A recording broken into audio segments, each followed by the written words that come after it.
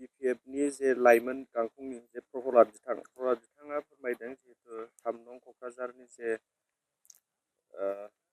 Lawrence इस्लारि बिथांखौ जिहेतु जिरायना थाबा हामगौ होननानै बिथाङा ससियेल मिडियानि गेजेरजों फोरमायदों। बे बिथिङाव नोंथाङा मा फोरमायगोन सासे इउपिपिएलनि दैदेनगिरि जानानै? आं बेखौनो सिगाङाव मा होनो प्रहलाद बिथांखौ आं बेखौनो खावलायनो नागिरदों। बिथाङाथ' लागामानो गैखाया, जिहेतु बिथाङा खुगायाव जि फैयो बेखौनो बिथाङा बखिलाबायै बुङो आरो बिथांनि बाथ्रा बुंनायफ्रा जुक्तिहीन नङा होननानै जों सानो। आरो दिनै सेउलि होननानै सोर सिनायो? आरो सेउलिया बर' जाथिनि थाखाय मा कन्ट्रिबिउसन दङ? दिनै बिहा लरेन्स इस्लारिजों आकाश पाताल बेरि जाया। मानोना लरेन्स इस्लारिया दिनै जाथिनि बाउसोमनानै खामानि मावबोनानै सासे बिटिआरनि सागानगिरि हिसाबै बिथाङा दिनै नैबे दायित्वखौ मोननानै बिथाङा बे 5 बोसोर एमएलएनि गावनि शासनाव गोबां लामा दालां, गोबां अंगनबादि, गोबां बेबायदिनो मानसिफोरनो माने न'खर न'खर माने अरुणादय, CM-AAA बेखौ होनायखौ जों नुनो मोन्दों। मानोना मोनसे समाव जेब्ला प्रमिला बायदेव दङमोन बै समाव बेबायदि जोङो बेबायदि होनायखौ जों नुनो मोनाखैमोन। आरो दिनै बिथाङा बुंदों जे आइजो माहारिखौ सनमान सर्दा होनांगौ होनना बुंदों। आरो बिथाङा बुंदों माने महिला महिलारि ना सेउलि माबा ब्रह्म, ब्रह्म ना माने महिलारि, बिथाङा बुंदों जे बिथाङालायनो आइजो माहारिनि थाखाय खामानि मावगोन, उन्नति खामानि मावगोन। आच्छा, बिथांनि फिसाया 17 बोसोर शिफ्ट जादोंमोन। बे 17 बोसोर शिफ्ट जानायाव बिथाङा बबे उन्दुना दङमोन? बबे जायगायाव बिथाङा थाखोमाना दंमोन? दिनैसो बोरै धुमखिथि बायदि थपनो ओंखारनानै बिथाङा डेभेलपमेन्टनि खोथा सिन्था खालायखो? बिथाङा थांनाय 17 बोसोराव मानो डेभेलपमेन्टनि खोथाखौ सिन्था खालायाखै? मानो फिसायनि माने खामानिफोरखौ बानस'नानै बिथाङा मावाखै? थ' ओंखायनो दिनै रायजो राजाया मिन्थिगौ, बुजिगौ। आरो दिनै जाय बर' जाथिफ्रा, दिनै जोंनि बर' मानसिफ्रा जुदि सेउलि महिलारिनो जुदि भट होयो, ST फान्दानो भट होनाय जागोन। बेखौनो गोसोआव लाखिखा। जाथिनि गांनाय उखैनाय, जाथिनि जेंना जेंगोना जायोब्ला गसंथायो सोर? लरेन्स इस्लारि। क'क्राझार बायदियाव लरेन्स इस्लारिखौ जुदि रायजो राजाया जुदि खोमाना लानांगौबा बर' जाथिया जोंनि थाखाय गिदिर खहा जानो थांगासिनो दङ।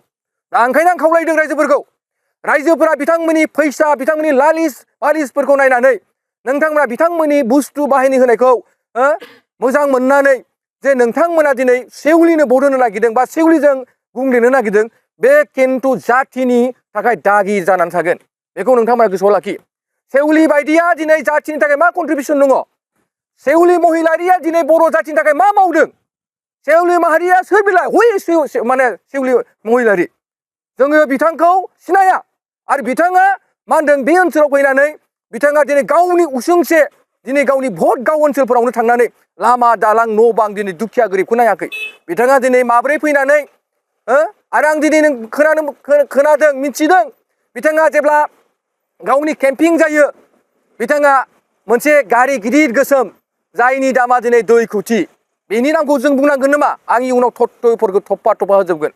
अब्ला बुजिगोन रायजोफ्रा, दिनै बेबायदि बेक्तिया दिनै रायजो राजानि साधारन बेक्तिफोरनि सायाव थांनानै गावनि स्टाइलिश, गावनि मडेलिस्टफोरखौ देखायनानै रायजो राजाखौ गोदै गोदै राव बुंनानै भट आदाय खालामनो नागिरदों। खिन्थु बेनिफ्राय बिथाङा गोजान थानांगौ। आरो जाय बेक्तिफ्रा बिथांखौ मदद होदों बेबो जोङो जुक्तिहीन जायाखै। मानोना दिनै जाथिनि खैफोद आफोदाव, जाथिया जेब्ला खैफोदाव गोलैयोब्ला गसंथायो। दिनै बे नङा, बिनि फिसाया मोजां मिथिगौ। जोंनि मानगोनां हाग्रामा महिलारि बिथाङा मिथिगौ जे लरेन्स इस्लारिया सोर। लरेन्स इस्लारिखौ बिथाङा मोजां मिथिगौ।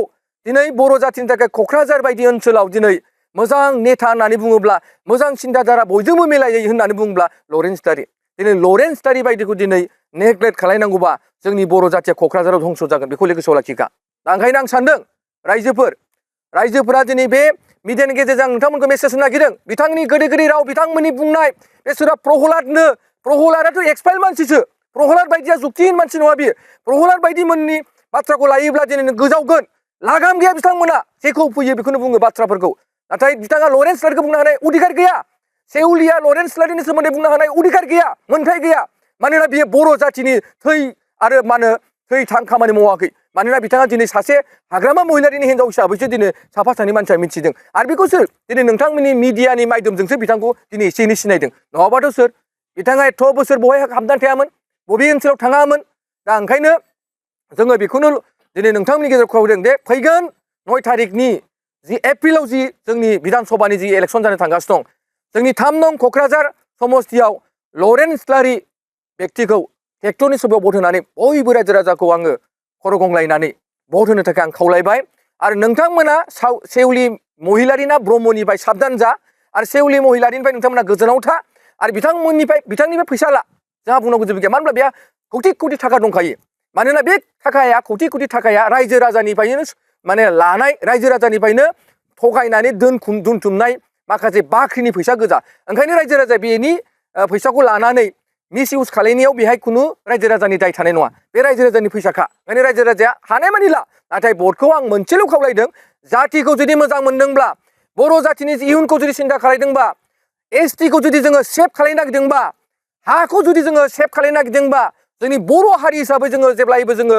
मा होनदों जेब्लायबो जों गसंथानो नागिरदोंब्ला एकमात्र सासेल' लिडार दङ क'क्राझाराव बेनो जाबाय लरेन्स इस्लारि आरो लरेन्स इस्लारिखौ जोङो भट होनानै जेरैखि जाया नैबे महितआव जोङो सोरबा सेउलि जा फेउलि जा बेजों खोथा गैया बेखौ जों फेजेननांगौ जोंहा बेहाय बिपिएफजों सुथ्रु गैया सेउलि हिसाबैसो सुथ्रु जों बेहाय बिपिएफखौ जों माने बखिनोबो थाङाखै मानोना दिनै सेउलिखौ मोजां मोनै मानसि बिथांमोननि मानसिबो थानो हागौ बिथांमोना लरेन्सखौ गोरबोजों मोजां मोनो आरो बयबो लरेन्सनो भट होगोन आं बेखौनो खावलायबाय आरो जोङो बेखौनो मेसेज होदों कुनु रायजो राजाया गुलुं गुजुं जानांगौ दरखार गैया रायजो राजाया गोनो गोथो जानांगौ दरखार गैया नोंथांमोना फैगोन 9 थारिखआव आरो एगेन नोंथांमोना माने जोंनि लरेन्स इस्लारि बिथांखौ एमएलए खालाय आरो बिथांनि एमएलएनि नेतृत्व 5 बोसोराव नोंथांमोना गोबां उन्नति जानायखौ नुनो मोनदों आरो बिथांनि भद्रता आखल आखुखौ नोंथांमोना नुदों आरो दिनै जों बे मानसिखौ जुदि आरो खेबसे जुदि चान्स होबावोब्ला आं सानो क'क्राझारनि सोलायनाया महरा मोनसे चेन्ज जागोन होननानै आं सानो